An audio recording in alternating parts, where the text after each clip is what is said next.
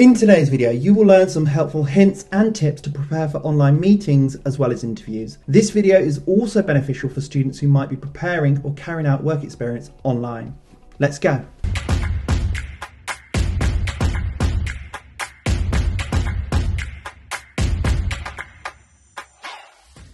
Hello, my name's Anthony. I'm your independent and impartial careers advisor, helping you to make intelligent career decisions. 2020 was the year we moved online. Some people thrived and some people struggled. The key to their success, no matter what they were doing, was demonstrating the ability to adapt and think creatively about how they worked. Now, fast forward 18 months and we're still carrying out most meetings online, including job interviews as well as recruitment events. Going forward, it's likely to be a hybrid model, so online and offline, because not only is it a great way to save time and money for us as individuals, but also for their organisations. As a student or prospective interviewee, you must aim to make the best first impression regardless of whether it's online or offline. Now, before the meeting, do your research on the company and the people interviewing you. A quick way to do this is go to the company's website and visit their social channels. Their socials will point you towards all of their good news stories, and you can use this and cite them during your interview. Doing this will make you look good. If you can't find much on their socials, their website might have a news feed or even a blog section where you can find similar information. There is nothing better to show an interviewer that you have done your research for the interview. If you want to take it to the next level, you might want to ask some questions about the research that you found. I'll give two examples. I can see that the company won an award for community spirit and has a commitment to corporate social responsibility. Can you tell me what the company does? Or a slightly more sales business focused question. I can see that the company has grown by 10% in revenue this year. Can you tell me a bit more about the growth plans looking forward? Not only does that say, can you tell me about the future growth of the business, it recognises the fact that you found that information. To get a growth metric like that is quite hard. You'd have to do some digging, but it is possible to find. So I'll do a video on it very soon. Now, preparing for the meeting itself, read through the agenda so that you know what's expected of you, and have your own notes to hand, which is perfectly fine to have some paper by your side and questions ready. Dress appropriately. Dress as you would for a face-to-face meeting and dress accordingly to your audience.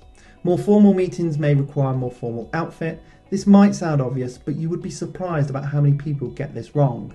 It's better to overdress than it is to underdress. Your environment is key to your success, so choose a quiet spot to sit where you know you won't be disturbed. If friends and family are around, tell them what you're doing and ask them to be quiet. Try to be in a space where you feel comfortable, but is also presentable. You might feel comfortable in your bed, but it's not the best place to be presenting from. During the meeting itself, have your phone switched off. Another point to bear in mind, check your equipment. So a little bit of common sense is needed here. So check your battery is charged. If it's not, charge it. And then of course, check your microphone works and your camera. Most conferencing tools allow you to check your equipment before you join a call, but you could always set up a mock meeting using Google Meet where you can test your camera as well as your microphone way before the meeting takes place. Let's take a look at the things that you can do during the meeting. Turn your camera on. Being able to see each other will greatly enhance your engagement. You'll get used to being on the camera in no time.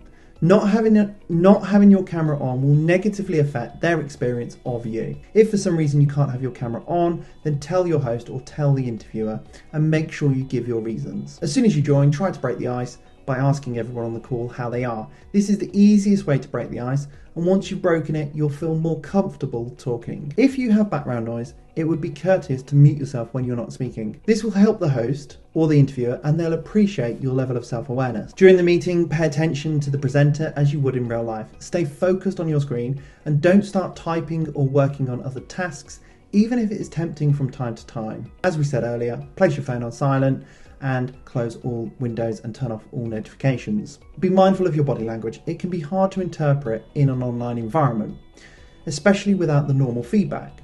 So making an effort to nod or to smile when you agree with someone can help them to read the room. Avoid things like yawning, stretching and slouching, as this will look like a sign of disengagement. Another really helpful trick is to not interrupt people. This can be really tricky during video calls as there can be a slight delay in internet connections. But if somebody's accidentally speaking at the same time as you, be gracious and let them make their point before jumping in. Navigating meetings in the virtual world may bring new challenges, but ultimately the etiquette is largely the same.